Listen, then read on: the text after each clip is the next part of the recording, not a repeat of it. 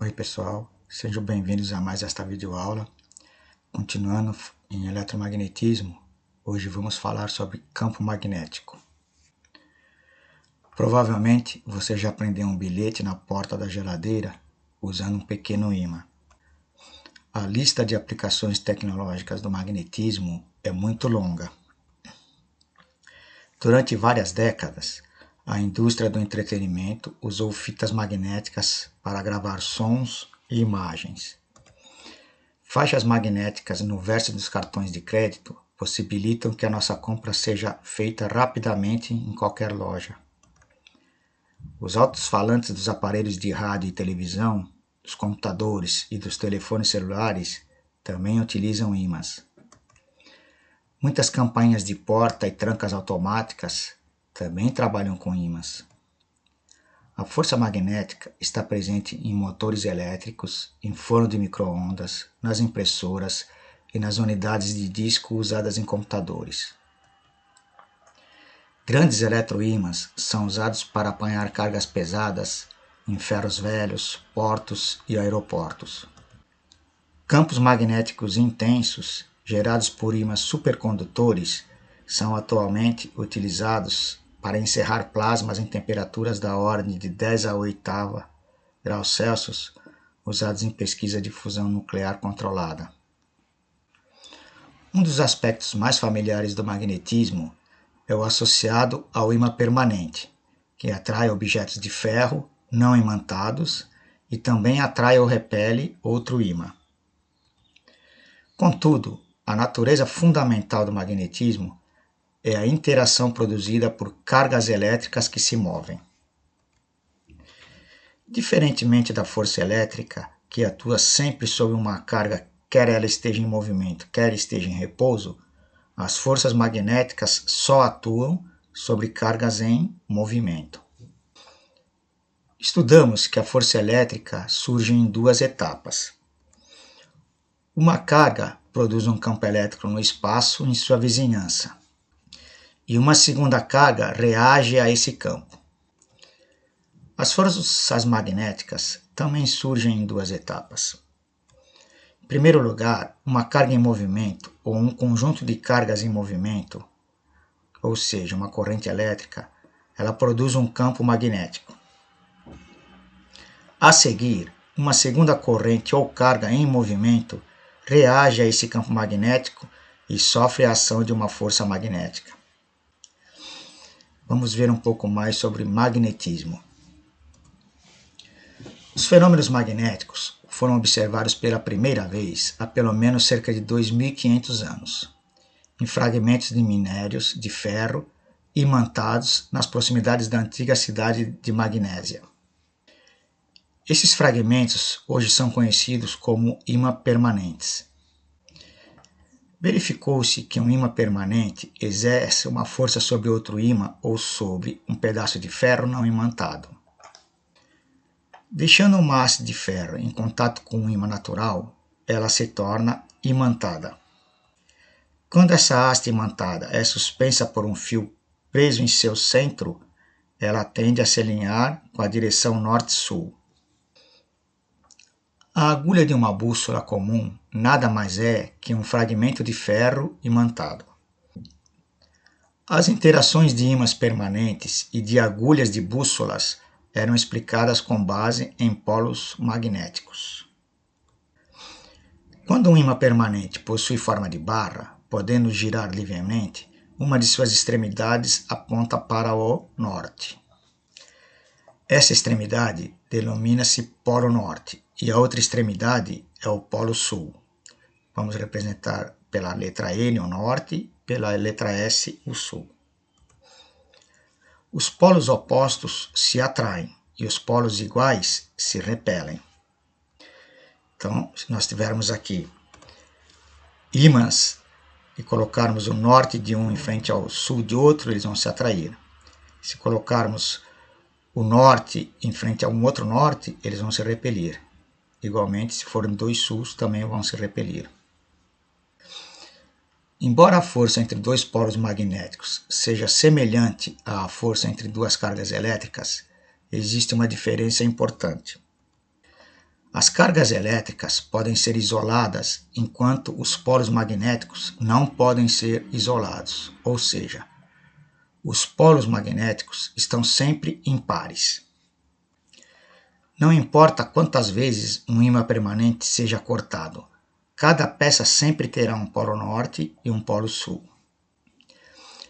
A primeira evidência da relação entre o magnetismo e o movimento de cargas foi descoberta em 1820 pelo cientista dinamarquês Hans Christian Ørsted. Ele verificou que a agulha de uma bússola era desviada por um fio conduzindo uma corrente elétrica. Pouco depois, André-Marie Ampère deduziu as leis quantitativas da força magnética entre condutores percorridos por corrente elétrica. Alguns anos depois, Michael Faraday, na Inglaterra, e Joseph Henry, nos Estados Unidos, descobriram que o movimento de um ímã nas vizinhanças de uma espira condutora pode produzir corrente elétrica na espira. Anos mais tarde, James Clerk Maxwell mostrou que o contrário também é verdade. Um campo elétrico variável dá origem a um campo magnético. Agora vamos ver alguns detalhes do campo magnético. O conceito de campo surgiu com a observação do efeito que um ímã produzia ao seu redor, uma região que foi chamada de campo magnético. O vetor campo magnético B é a grandeza equivalente ao vetor campo elétrico E de um campo elétrico. No campo magnético, a força não tem a mesma direção do vetor campo magnético. Por isso, as linhas que indicam a direção desse vetor não indicam a direção da força. Daí a denominação linhas de campo e não linhas de força, como no campo elétrico. Então, no campo elétrico, a força ela tem a mesma direção do campo elétrico. Porém, no campo magnético, isso não ocorre. A força nunca vai ter a mesma direção do campo magnético. Embora o conceito de campo seja o mesmo, o campo magnético tem características peculiares. Vamos destacar 3 dessas características. A primeira delas pode ser observada na configuração das linhas de campo magnético de um ímã em forma de barra. Então, aqui nós temos um ímã e aqui as linhas de campo. Note que as linhas de campo magnético elas são contínuas, não nascem nem morrem nos ímãs, mas os atravessam, ao contrário do que ocorre com as linhas de força dos campos elétricos gerados por condutores elétricos. Então aqui nós vemos que as linhas dentro do material elas continuam. Por isso, em relação ao sentido, fora do ímã, essas linhas vão do polo norte ao polo sul. Então a gente diz que sempre nasce no norte e morre no sul. E dentro do ímã é ao contrário. Ela sai do polo sul e vai para o polo norte. A gente sempre vai analisar fora, tá? Então podemos guardar que nasce no norte e morre no sul. A segunda característica se refere à configuração dessas linhas quando atravessam corpos de materiais ferromagnéticos. Então aqui a gente tem um material ferromagnético, a gente pode observar que elas concentram as linhas de campo no interior do material. Isso é uma característica também do campo magnético. A terceira característica está relacionada à detecção do campo magnético, pois não existe no magnetismo a possibilidade de se definir a direção e o sentido do vetor campo magnético por meio de uma partícula portadora de um polo magnético, pois, como vimos, eles não existem isoladamente. Então aqui nós temos um campo magnético. Se colocarmos um material em forma de barra aqui, vamos ter polo norte e polo sul. E como todo ímã, então, ele vai ter 2 polos opostos e sempre vai haver 2 forças resultantes em um ímã imerso num campo magnético.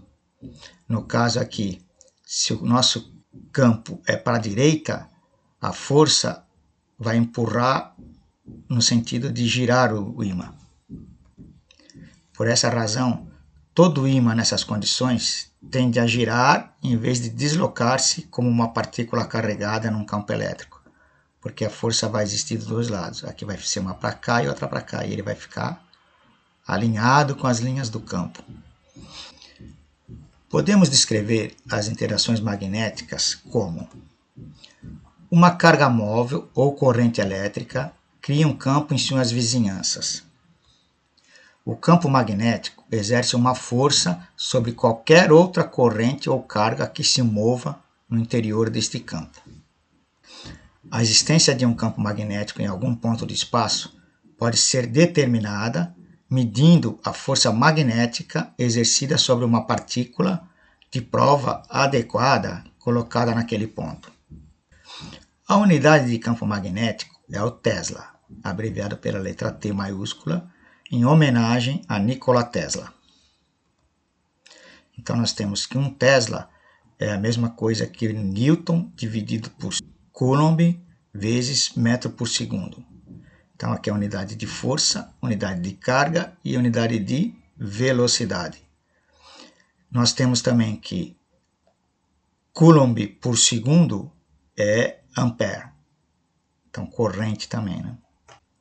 Força magnética. São 4 as principais características da força magnética que atua sobre uma carga em movimento. A primeira é que o seu módulo é proporcional ao módulo da carga. Quanto maior a carga, maior a força. A segunda é que o módulo da força também é proporcional ao módulo ou intensidade do campo magnético. Maior o campo, maior a força que vai aparecer. A terceira característica é que a força magnética ela depende da velocidade da partícula. Uma partícula carregada em repouso não sofre a ação de forças magnéticas. Então, para ter força magnética, tem que estar se movendo. A quarta é que a força magnética não possui a mesma direção do campo magnético, mas em vez disso, atua sempre em uma direção simultaneamente perpendicular à direção do campo e à direção da velocidade. Então a gente vai traçar um plano contendo o campo e a velocidade e a força vai ser sempre perpendicular a este plano. A força magnética pode ser expressa por... Então nós temos aqui que vetorialmente a força magnética vai ser carga vezes a velocidade vezes o campo. Isso de forma vetorial. E o módulo dessa força pode ser expresso por... Então a força então vai ser o módulo da carga vezes a velocidade vezes o campo vezes o seno do ângulo φ. E esse ângulo φ vai ser o ângulo entre esses dois vetores, velocidade e campo. Então sempre vai ser sobre os elementos que são vetoriais. Então o ângulo entre V e B. Para descobrir a direção e o sentido da força magnética, existem várias regras em vários livros, tá? Aqui nós vamos adotar a regra da mão direita número 2, diferentemente dos livros que utilizam o indicador aqui para campo magnético, nós vamos usar o indicador para velocidade, o médio para a direção do campo e o polegar vai nos indicar a direção da força. Observem que este sentido é obtido para cargas positivas. Se a carga for negativa, basta inverter o sentido da força. Então a gente fez, deu para cima, carga negativa é para baixo, deu para a direita é para a esquerda. Então, carga positiva, esta regra vale, ok? Então temos que guardar isso aqui, ó. Indicador é velocidade, médio é campo magnético e o polegar é a força magnética. Cada vetor será sempre perpendicular ao plano que contém os outros dois vetores. Assim, dois deles sempre estarão contidos no plano da figura e o terceiro vetor será perpendicular a este plano para fora ou para dentro. Então, Para representar graficamente esse vetor, vamos adotar a seguinte convenção. Se nós tivermos ao plano da figura, aqui por exemplo da apresentação, e a gente colocar um círculo com um pontinho dentro, isso vai nos indicar que ele é orientado para fora, ou saindo do plano. A gente pode entender como sendo uma flecha. Então aqui a ponta da flecha está virada para nós, então ela vai vir em nossa direção, saindo do plano. Se o vetor for perpendicular ao plano da apresentação, nós podemos indicar também com um círculo com um X dentro, ou simplesmente um X. Isso vai nos indicar que está entrando no plano, ou para dentro. A gente pode imaginar que seria a traseira de uma seta. Então a gente vai ter uma seta para encaixar no arco lá, esse X, e a pontinha da seta, o pontinho. Então se a gente tiver um X, significa que está entrando no plano. E se tiver uma pontinha, saindo do plano. Movimento de uma partícula carregada em um campo magnético uniforme. Consideremos o caso especial de uma partícula positivamente carregada, movimentando-se em um campo magnético uniforme, com o vetor velocidade inicial da partícula perpendicular ao campo. Então aqui nós temos um campo, o campo está entrando no plano, e nós temos uma carga com uma velocidade caminhando para a direita. Como a força magnética é sempre perpendicular à velocidade, da segunda lei de Newton, nós temos que a força é massa vezes aceleração. Conclui-se que a aceleração da partícula vai ser sempre perpendicular à velocidade. Aí nós usamos a regra da mão direita para determinar o sentido da força. Então nós devemos colocar o indicador entrando no plano, a velocidade para a direita, a força vai nos dar para cima. Lembrando, indicador, velocidade para a direita. Médio, campo entrando. Se a gente pôr assim, a força vai se dar para cima. Como a carga é positiva, mantém o sentido para cima. Trata-se, portanto, de uma aceleração centrípeta, por isso a partícula descreve uma trajetória circular com velocidade constante, ou seja, é um movimento circular uniforme. Então ela está vindo para cá, vai aparecer uma força aqui e ela vai fazer uma trajetória circular e caminhando neste sentido aqui, né? Se o movimento é circular uniforme, o módulo da força magnética é igual ao módulo da força centrípeta, cujo valor é, como é que se calcula a força centrípeta? Massa vezes velocidade ao quadrado dividido pelo raio. Aí, como nesta região só existe o campo magnético, a força gerada por ele é a própria força centrípeta. Aí nós podemos igualar que a força magnética é igual à força centrípeta. A força magnética é dada por QVB seno φ. E a força centrípeta mv quadrado sobre r. Aqui nós podemos cancelar o v quadrado com o v. E isolando os termos, temos que o raio da trajetória vai ser dado por, o raio vai ser massa vezes velocidade dividido por carga vezes campo. Aqui, na minha época de cursinho, a gente era obrigado a decorar as fórmulas. Então a gente decorava a força como sendo QV bem. Então, QVB seno φ. QV bem. E o raio, para calcular o raio, a gente guardava mV1 kb. Então era uma maneira que na época a gente tinha que decorar, né? Hoje em dia não se decora mais fórmulas, não? O período do movimento t, intervalo de tempo necessário para a partícula completar uma revolução, é igual à circunferência da trajetória circular dividida pela velocidade da partícula. Ou seja, comprimento de um círculo dividido pela velocidade que ele está é o período. Então aqui, comprimento, por exemplo, metros por segundo, vai cancelar, vai dar o tempo em segundos. No caso aqui, o raio, a gente viu que é mv sobre qb. Então, aqui nós podemos agora cancelar as velocidades e obtemos que o período é dado por 2π vezes a massa dividido pela carga vezes o campo.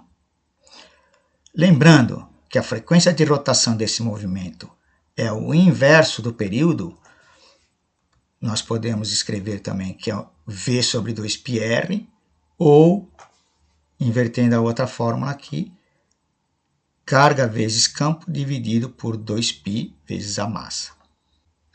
Se uma partícula carregada se movimenta em um campo magnético uniforme, com sua velocidade v em um ângulo arbitrário em relação a b, ou seja, não é ângulo de 90 graus, a sua trajetória é helicoidal. Então aqui nós temos um formato da trajetória de uma carga se a velocidade e o campo não forem perpendiculares. Por exemplo, se o campo está na direção x, então o campo está apontando para cá, como na figura, não existe a componente de força sobre a partícula na direção x. Como resultado, a aceleração na direção x é zero. E, portanto, a componente x de velocidade da partícula vai permanecer constante. Então, ela vai caminhar com uma velocidade constante. A força magnética faz as componentes de velocidade y e velocidade z mudarem no tempo. A projeção da trajetória dentro do plano YZ, se a gente olhar aqui, a projeção disso nesse plano aqui é um círculo. As projeções da trajetória dentro dos planos x e y, que é esse plano aqui, e xz, que é este plano aqui embaixo, são senoides e a velocidade vai ser substituída então por v, vai ser a raiz quadrada de vy ao quadrado mais vz ao quadrado. No plano YZ, a partícula carregada é modelada como uma partícula em movimento circular uniforme sob a ação de uma força resultante. Então, nesse plano aqui, é um movimento circular uniforme. Exercícios de aplicação com campo magnético. Primeiro deles, um elétron sofre a ação de uma força magnética de módulo igual a 4,610 a menos 15 newtons, quando se move com um ângulo de 60 graus em relação a um campo magnético com módulo de 3,5 vezes 10 a menos 3 Tesla. Calcule a velocidade do elétron. Então, nós temos que a força magnética é dada por, quer ver bem, então, Q, V, B, C no φ. Neste caso, então, a gente pode isolar a velocidade na equação aqui, e a velocidade vai ser dada por força magnética dividido pela carga vezes o campo vezes o seno de φ. No caso, a força vale 4,610 a menos 15. A carga, como é um elétron, é a carga fundamental, 1,6 vezes 10 a menos 19. O campo aqui está submetido é 3,510 a menos 3. E o ângulo é de 60 graus, seno de 60. Então, efetuando as contas, obtém-se uma velocidade de 9,49 vezes 10 a sexta metros por segundo.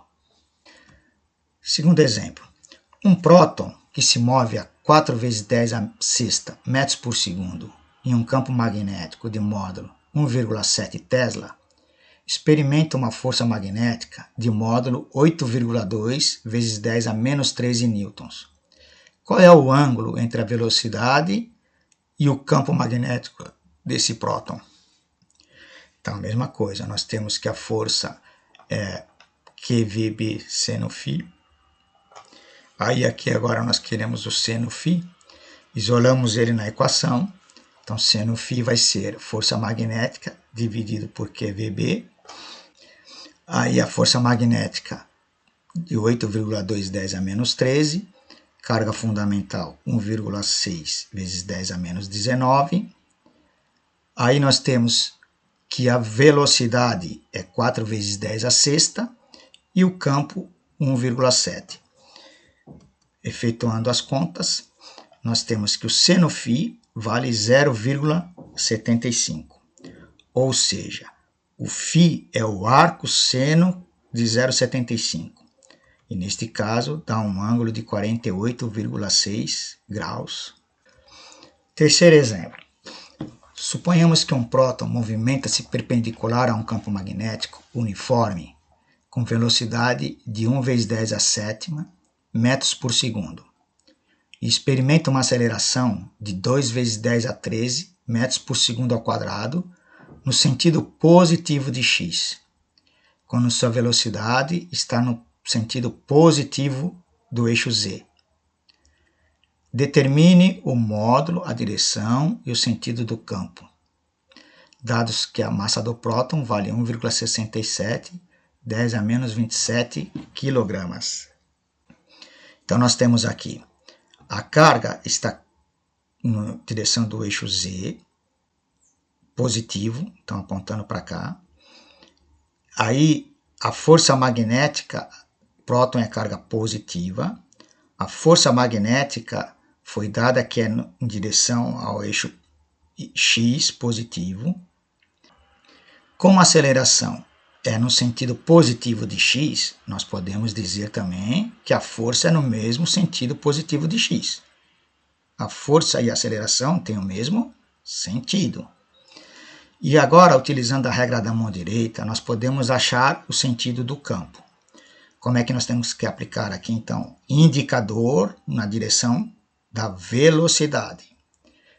Força, que é o polegar, na direção do eixo positivo de x. Aí nós obtemos que o campo, que é o médio, vai dar para baixo. Então aqui a gente vai obter que o campo é direcionado na direção negativa de y. Se a carga fosse negativa, o campo seria para cima. Temos que, então, a força magnética é QVB seno φ e também é massa vezes aceleração. Neste caso, se a gente isolar o B na equação, nós temos que o B vai ser massa vezes aceleração dividido QV seno φ. Agora, os valores que foram dados no exercício é que a velocidade é 1 vezes 10 a sétima metros por segundo, que a aceleração é 2 vezes 10 a 13 metros por segundo quadrado, que a massa do próton é 1,67 10 a menos 27 kg, e a carga do próton, é a carga fundamental, 1,6 10 a menos 19 coulombs. Substituindo os valores, chegamos que o campo magnético vale 2,09 vezes 10 a menos 2 Tesla. Esse é o módulo. Direção e sentido, vimos anteriormente que é no sentido negativo do eixo Y. Quarto exercício.